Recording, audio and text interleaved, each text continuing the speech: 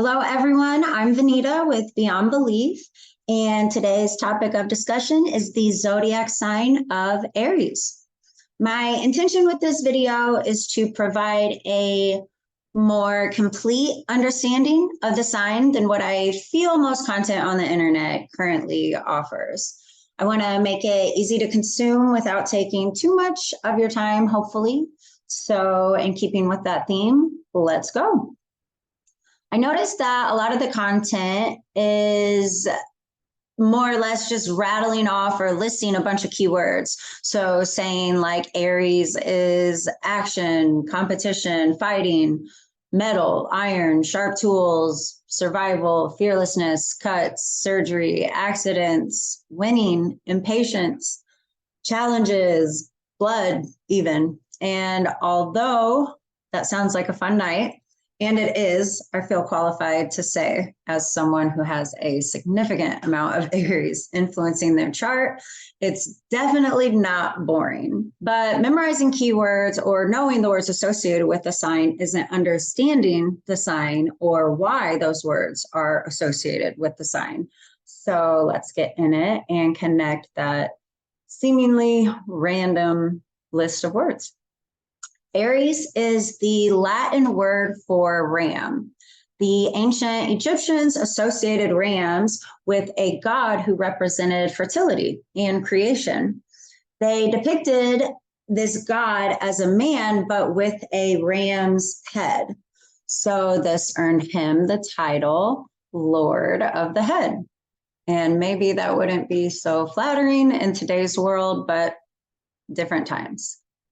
Aries is the first sign of the zodiac. And that statement in itself is really what the sign is all about. This is the beginning. It's the start of something. This is being at the top, winning.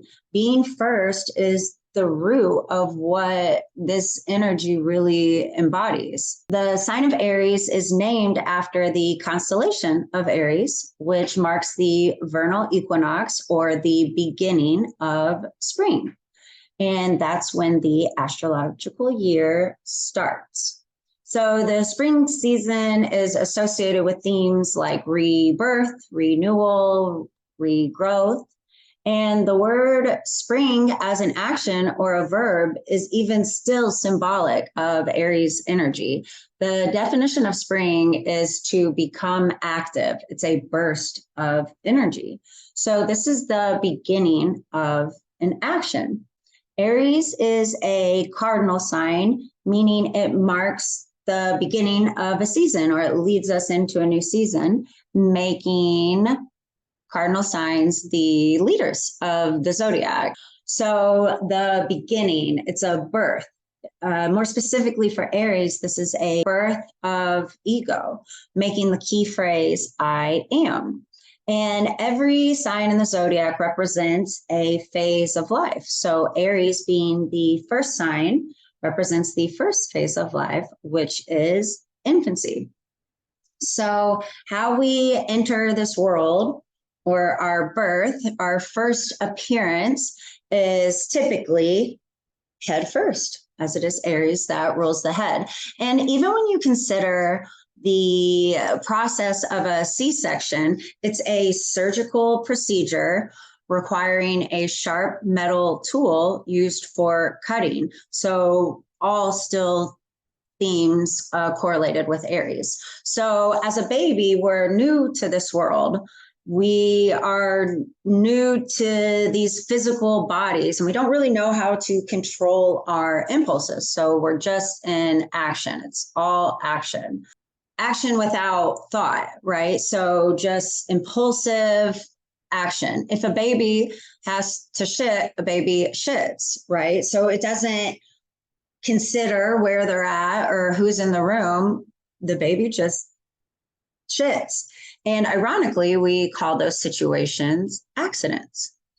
And before moving ahead, Aries, bad joke. But before we get more into the archetype of Aries, I do just want to reiterate that we are speaking of an archetype. So we're speaking of an absolute Aries, which is impossible for any one person to be. Everybody has Aries in their chart, even if you don't have any planets in Aries. It's also important to understand that every sign has a positive and a negative expression. So, for example, Aries, for Aries, at a higher vibration or a higher frequency can represent self-confidence. That same energy at a lower frequency or a lower vibration can be conceited or selfish or self-centered.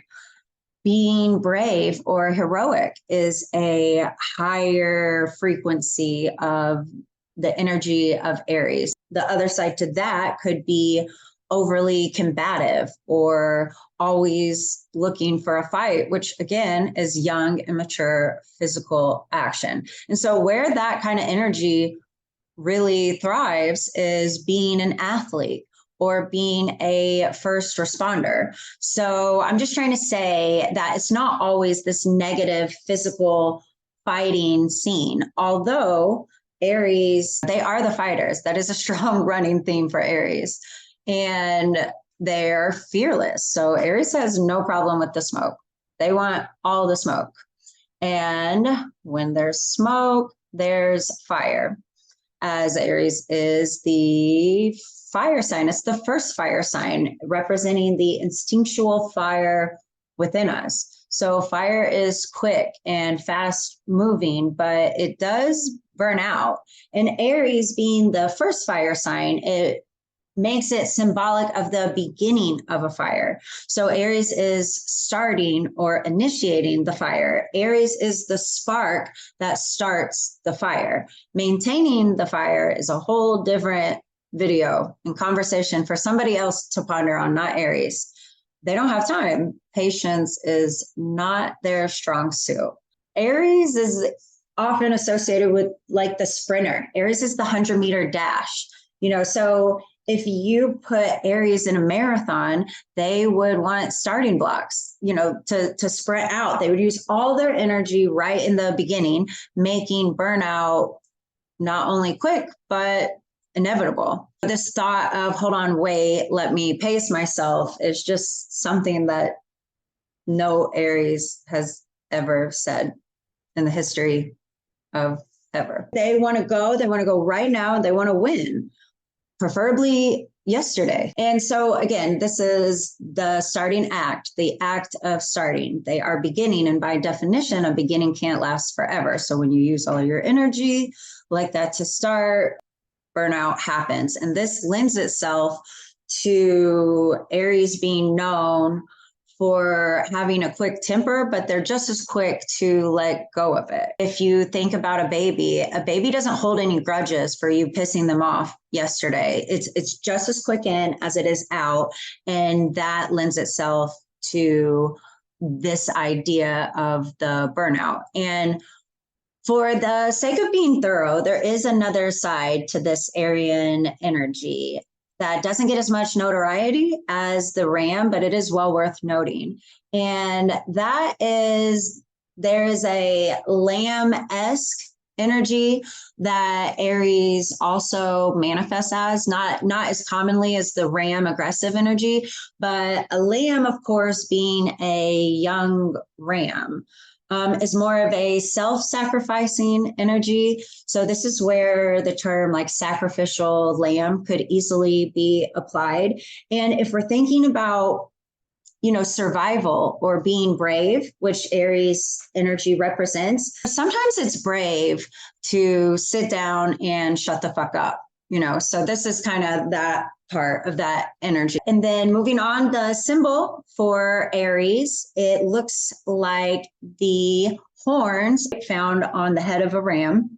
At the bottom, you'll see that it is connected before it separates. So we separate from our origin to have individual experiences or to experience independence, which is synonymous with this idea of leaving our mother's womb, bringing us back to the concept of birth and fertility and the baby. You could easily apply this idea or motion to the Big Bang Theory, right? It's being connected and then separating. And it's having an experience of separation from our source because it's just that, it's an experience. Separation is an illusion. We're all connected. So even going back to the season of spring, it also is the motion of a flower blooming.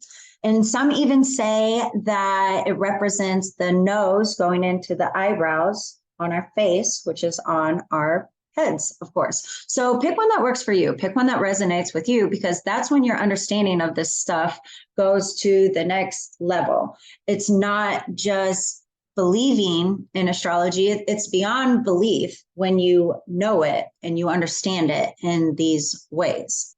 Mars is the ruling planet for Aries, and Mars was named after the Roman god of war, which was actually a remixed version, or like a reinterpreted version of the Greek god of war, Eris. You can see the similarities there. So they are similar archetypes, but Mars represents more of like a positive expression of that energy. Mars was seeking to secure peace and willing to fight for that cause. So his people loved and adored him. Eris, the Greek counterpart, was more destructive and destabilizing. So it's fighting to fight as opposed to fighting for a cause. And it's all fighting in the end. It's all bloodshed. Fighting, again, right, at a higher expression is easily associated with terms like martial arts, Mars being the root there. So if you look at the glyph for Mars, you'll see the cross at the top of the symbol.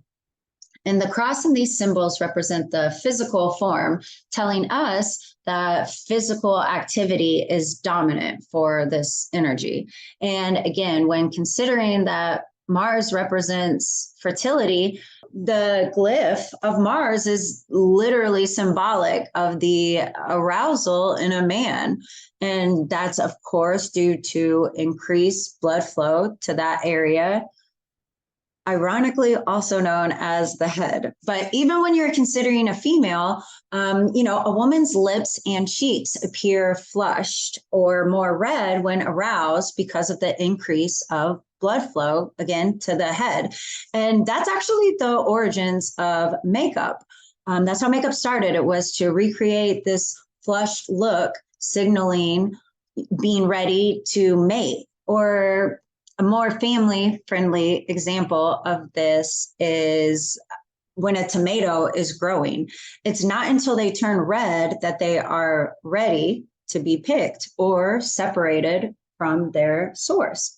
So when you think of phrases like code red, that's alerting the need for an emergency response, a quick action, or red hot, again, with the fertility implications. Or we use terms like hot head, and we have the head again, and this is describing the quick temper that we've already mentioned. Scene red, when angry before fighting, the adrenaline, the blood circulation. Fire truck red, this ties into the quick action needed for emergency responses. And you can do that all day. You can put meaning to those phrases like that all day. And hopefully it's starting to register and you can connect the dots. And this is what's going to give you a deeper, more complete knowledge of these signs.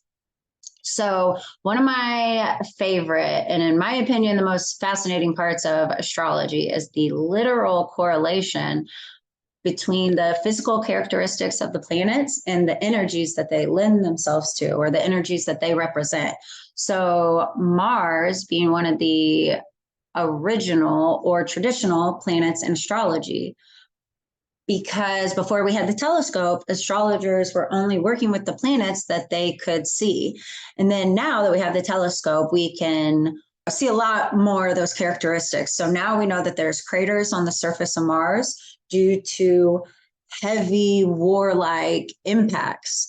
And impact, again, being the main word used in defining RAM. So Mars has definitely been roughed up, ironically, due to the same energy that it represents, or this is why it represents that kind of energy. So the ram in Greek culture was used as a metaphor for strength and courage. So you can again see, the god of war and courage and bravery and fighting, things like that. So there's known to be several volcanoes on the surface of Mars. And again, the motion of a volcano erupting is, you can apply that to the Aries glyph.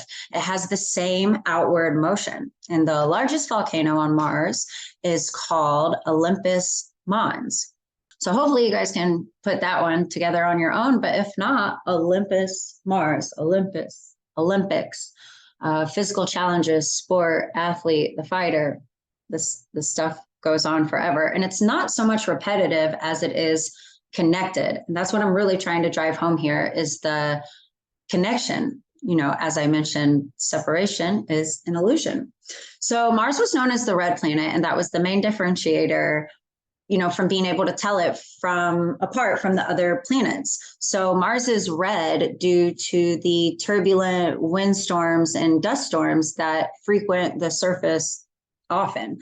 And there's iron oxide in this dust. Think rust. Iron oxide is prevalent in rust, and that's what gives it the red color.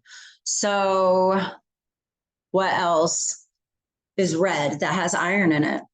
Blood. And how does one come across blood?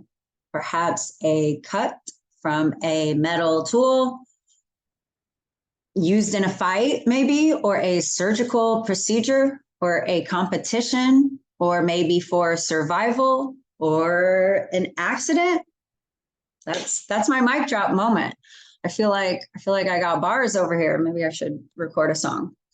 But okay, so I hope you guys learned something from the video. I know it's a lot. It's science, mythology, history, etymology, astronomy, psychology, and even more. But that's what astrology is. It's connecting all of those things because, again, we are connected. So if you got this far, thank you for sticking it out until the end. And Taurus is up next.